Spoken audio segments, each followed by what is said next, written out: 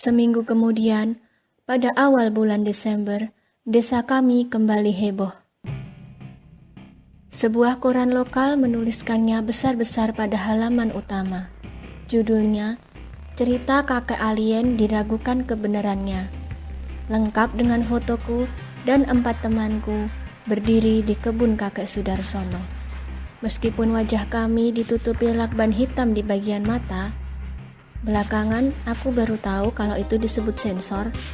Dari perawakan kami, terlihat jelas yang mana bernama Bagas, Wisnu, Adi, Daru, dan Mamat.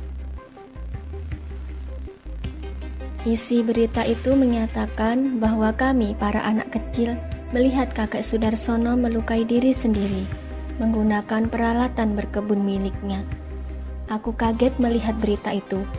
Orang tuaku tak kalah terkejutnya denganku. Bapakku menyuruhku untuk bersembunyi di rumah bersama ibuku. Kemudian dia pergi ke rumah kakek Sudarsono. Di sana sudah banyak berkumpul orang-orang. Rupanya mereka meminta penjelasan. Kakek Sudarsono terlihat kaget. Dia kebingungan menjawab pertanyaan orang-orang. Tiba-tiba kakek Kadir memberi penjelasan. Dia bilang bahwa orang tua dari anak-anak di koran itu membujuk anak mereka untuk menceritakan hal yang tidak benar kepada para wartawan. Kakek Kadir menunjuk ke arah bapakku. Dia bilang kalau bapakku sengaja melakukan hal itu karena iri. Orang-orang mulai berspekulasi. Kasak-kusuk mulai terdengar semakin keras. Karena khawatir situasi menjadi panas, Pak Herman, kepala desa kami, meminta kami membubarkan diri. Pak Herman kemudian meminta mengadakan pertemuan kecil. Orang tua dan anak-anak di berita diminta untuk datang ke rumahnya pada malam hari nanti. Dia juga meminta kakak Sudarsono dan istrinya, serta kakek Kadir untuk pergi ke pertemuan itu. Aku ingat, pertemuan malam itu berlangsung cukup menyeramkan. Para orang dewasa saling berteriak, sementara kami anak-anak kecil mendengarkan dari ruangan sebelah. Aku ingat bagaimana Daru, Adi, dan Mamat mulai menangis. Wisnu tidak berkata apa-apa, tapi dia diam saja menyender di tembok dengan posisi kaki ditekuk. Tinggal aku saja yang berani mengintip ke dalam ruang tamu. Kakek Sudarsono terlihat marah sekali. Wajahnya memerah. Sementara istrinya, Nenek Sudarsono, kelihatan hampir menangis. Pak Herman berusaha menenangkan para orang dewasa.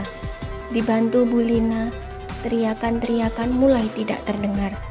Para bapak mulai menghisap rokok. Sedangkan para ibu dengan tangan gemetar mengambil gelas teh dari meja. Setelah keadaannya tenang, Pak Herman mengatakan sesuatu. Aku tidak terlalu ingat.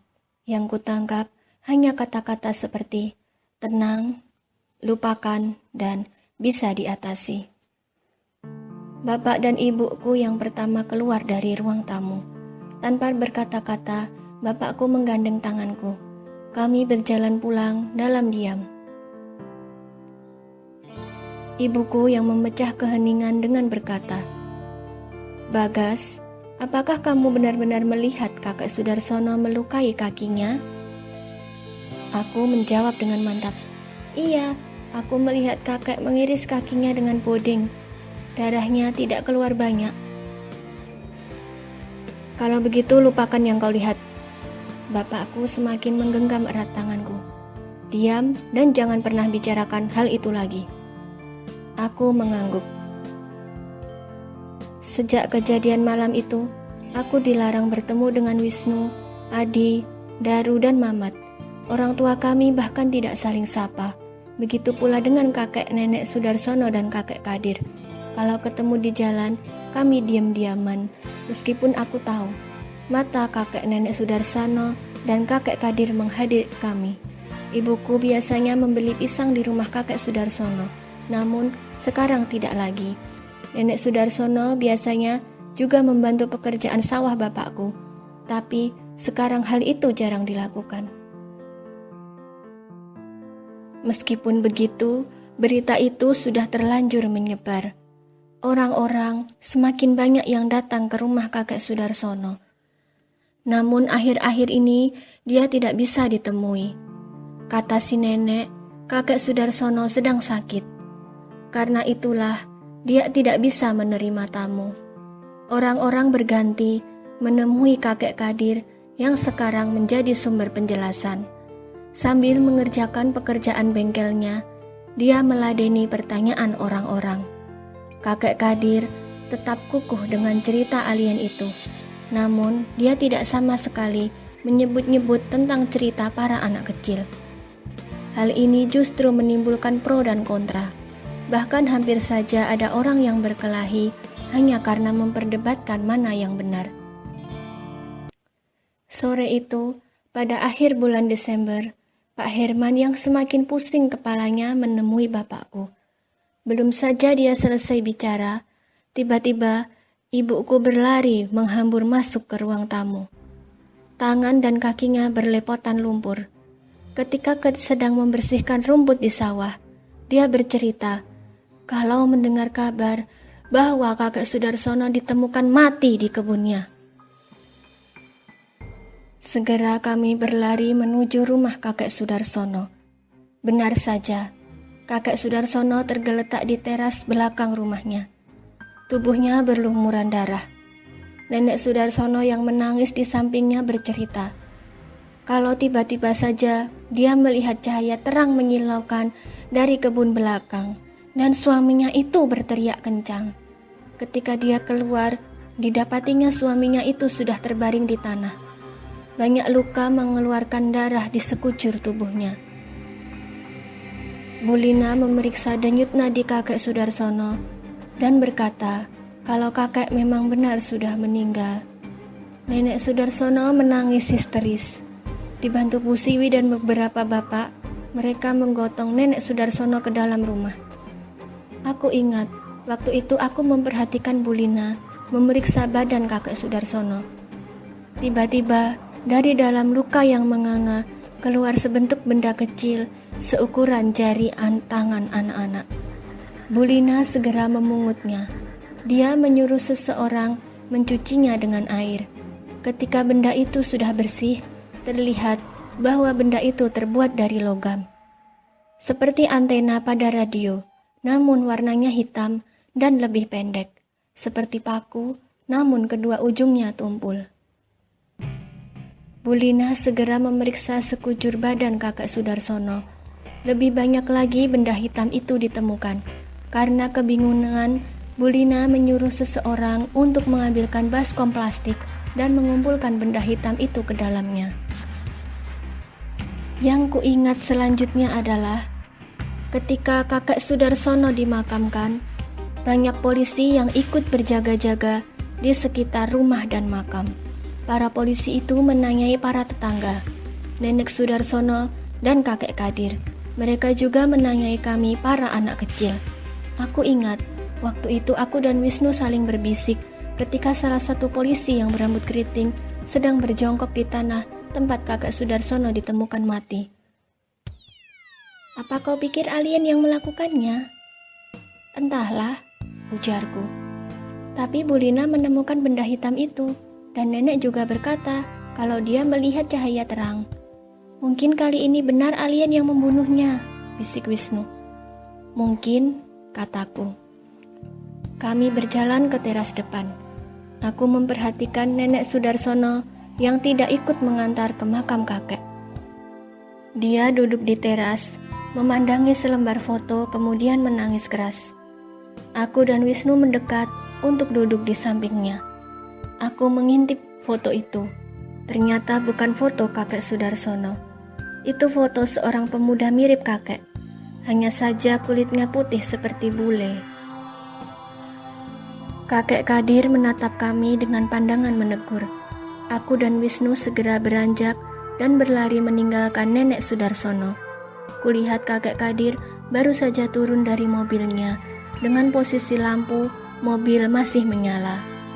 Dia rupanya tidak ikut mengantar ke makam. Kakek Kadir duduk di samping nenek Sudarsono, menepuk-nepuk pundaknya. Kulihat Nenek Sudarsono menyeka matanya dengan kerudung putihnya. Kakek Kadir menyerahkan bungkusan panjang kertas koran pada Nenek Sudarsono. Nenek Sudarsono membuka bungkusan itu dan kulihat bahwa isi bungkusan itu adalah bodeng milik kakek Sudarsono yang biasa digunakan untuk memotong-motong pohon pisang. Bodeng yang sama yang kakek gunakan untuk melukai kakinya. Ibuku memanggilku dan Wisnu. Aku dan Wisnu hendak menceritakan kejadian tadi pada ibuku. Namun kami urungkan karena takut kalau foto kami terpampang di koran lagi. Kami berdua pulang dan dengan segera diminta orang tua masing-masing untuk melupakan kejadian itu. Kasus misterius itu akhirnya ditutup oleh polisi. Kakek Sudarsono dianggap bunuh diri dikarenakan tidak kuat dengan pemberitaan terus-menerus tentang cerita alien itu. Apalagi katanya bodeng itu ditemukan tak jauh dari tubuhnya. Puluhan tahun berlalu sejak kejadian itu. Meskipun begitu, kejadian ganjil itu masih saja diceritakan turun-temurun. Tak hanya warga desa kami saja yang masih penasaran dengan cerita itu. Banyak warga desa lain yang terkadang datang mengunjungi rumah keluarga Sudarsono, bahkan minta diantar ke kuburan si kakek. Kematian misterius si kakek ini pun juga dimuat di media massa, meskipun cuma beberapa hari saja. Cerita ganjil itu bahkan sekarang menjadi semacam mitos di desa kami. Aku dan Wisnu sampai sekarang masih memilih diam dan tidak menceritakan kejadian antara kakek Kadir dan Nenek Sudarsono itu. Awal Januari tahun 2021. Nenek Sudarsono baru saja meninggal karena sakit tua. Aku dan Wisnu melayat. Di rumahnya sudah dipenuhi banyak pelayat. Aku dan Wisnu berdiri di depan rumah, di bawah salah satu pohon pisang. Kulihat kakek Kadir sedang berbicara dengan seorang bapak-bapak parubaya berkulit putih di teras rumah. Kakek Kadir terlihat marah sekali dengan bapak-bapak parubaya itu. Dia melemparkan benda-benda kecil ke arah bapak-bapak itu. Bapak-bapak itu diam saja, malah kelihatan bingung. Bukankah itu si Roni? Bu Siwi yang kebetulan lewat di depanku berbisik pada Bu Lina. Kenapa dia baru kelihatan sekarang? Astaga, dasar anak durhaka. Orang tuanya kelewat sengsara, menunggunya pulang ke rumah sampai mati. Lihat dia bahkan tidak kelihatan sedih sedikit pun. Bapak-bapak yang ternyata Mas Roni itu memungut benda-benda kecil itu. Aku mengamatinya dan menyadari bahwa benda kecil itu adalah antena hitam pendek yang keluar dari badan kakek Sudarsono ketika mati dulu. Aku dan Wisnu saling pandang. Akhirnya kami mengerti kebenaran sesungguhnya dari cerita alien dan kematian misterius kakek Sudarsono dulu. Kakek nenek Sudarsono rindu pada Mas Roni. Mereka meminta bantuan kakek Kadir untuk merekayasa cerita alien itu. Kakek Sudarsono berharap dengan cerita itu Mas Roni bisa pulang menemui orang tuanya lagi. Atau paling tidak, kakek Sudarsono bisa ke Jakarta untuk menemui Mas Roni. Namun, rencana itu gagal, apalagi ditambah dengan adanya pengganggu. Kami anak-anak yang mengetahui kebenaran akan cerita itu. Kakek nenek Sudarsono memutuskan untuk bertindak lebih jauh. Mereka berpikir kalau salah satu dari mereka mati, Mas Roni pasti pulang ke rumah. Dibantu kakek Kadir lagi, kematian kakek Sudarsono dibuat seolah-olah karena dibunuh alien. Mereka memanfaatkan cerita alien itu agar kematiannya diliput media dan Mas Roni bisa tahu. Sebenarnya, kakek Sudarsono sendirilah yang membunuh dirinya sendiri, dan kakek Kadir yang memasukkan paku-paku yang sudah dibentuk itu ke dalam tubuh kakek Sudarsono. Namun, rencana itu tetap gagal. Mas Roni baru pulang ke rumah sekarang ketika ibunya meninggal. Ketika Mas Roni berlalu melewati kami segera berlari menemuinya. Kami memutuskan untuk tidak menyimpan rahasia ini lebih lama lagi, bahwa sesungguhnya Kedua orang tuanya sangat merindukannya.